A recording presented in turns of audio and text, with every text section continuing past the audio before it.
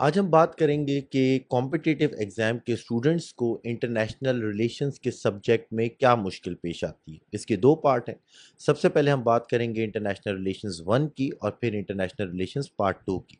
अगर मैं पार्ट 1 की बात करूं तो जो बच्चों को मुश्किल होती है वो ये होती है कि while answering the part of theory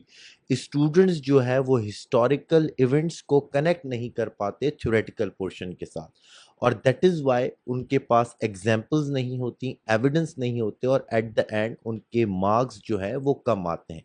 इसकी मैं एग्जांपल दूंगा। For instance, while answering the question of classical realism, students को ये तो पता होता है कि क्लासिकल रियलिज्म में जो है वो बात की गई है कि ह्यूमन नेचर जो है वो ग्रीडी नेचर है, वो हंग्री फॉर पावर है, वो डोमिनेट करना चाहती है दूसरे लोगों को। ये चीज़ें तो वो लिख देते हैं, लेकिन हिस्टोरिकल इवेंट्स को या पर्सनैलिटीज़ को कोट नहीं कर पाते। फॉर एग्जाम्पल, वो यहाँ पर कनेक्ट नहीं कर पाते हिटलर की एग्जाम्पल को या मोसोलिनी की एग्जाम्पल को या फैशिज्म को, कि because of the greed for power in दो पर्सनैलिटीज़ की वजह से मिलियंस ऑफ लोगों की जो है वो जाने गई वर्ल्ड वॉर 2 के अंदर। Same is the case for Stalin as well. इसी तरह जब वो क्लासिकल लिबरलिज्म की बात करते हैं तो वो वहाँ पर तमाम चीज़ें कोट कर देते हैं कि भाई human nature altruistic in nature है, वो इंक्लाइंड है टूवर्ड्स पीस के, वो वेलफेयर चाहती है ह्यूमन बींग्स का, बट अगेन वहाँ पर एविडेंस लैकिंग होता है। फॉर एग्जाम्पल, वो वहाँ पर कोट कर सकते हैं जी वुड्रो विल्सन को, जिन्होंने वर्ल्ड वॉर 1 के बाद अपना एक 14 पॉइंट एजेंडा दिया था to ensure peace in the world. इसी तरह इमैनुअल कांट के जो प्रिलिमिनरी आर्टिकल्स हैं या डेफिनेटिव आर्टिकल्स हैं फॉर पीस के, वो भी वहाँ पर कोट किए जा सकते हैं। Same is the case with, अगर हम कंस्ट्रक्टिविज्म की बात करें तो स्टूडेंट्स लिख तो देते हैं कि it is all about ideas and identities,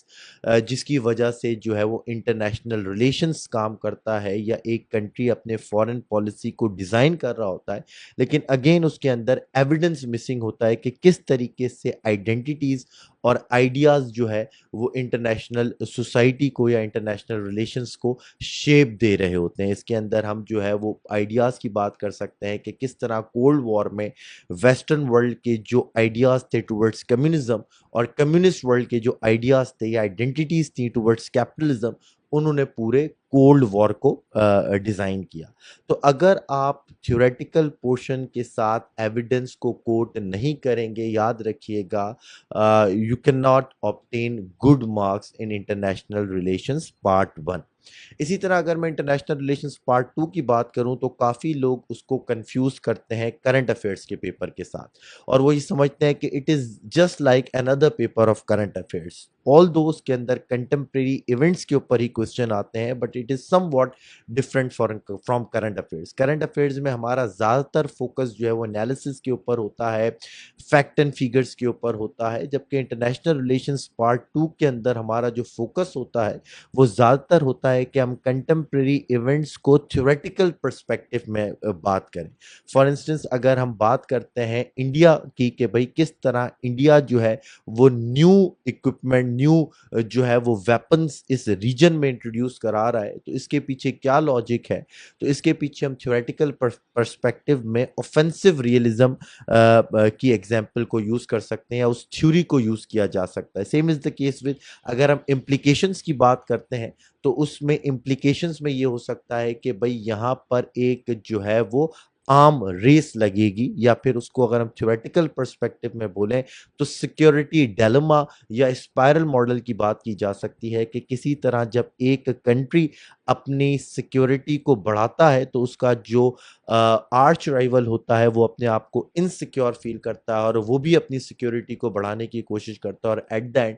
ये एक सिक्योरिटी डिलेमा वाली सिचुएशन जो है वो पेश हो जाती है। इसी तरह कोई भी न्यूक्लियर के ऊपर क्वेश्चन है तो उसके अंदर हम डेटरेंस की थ्योरी यूज कर सकते हैं,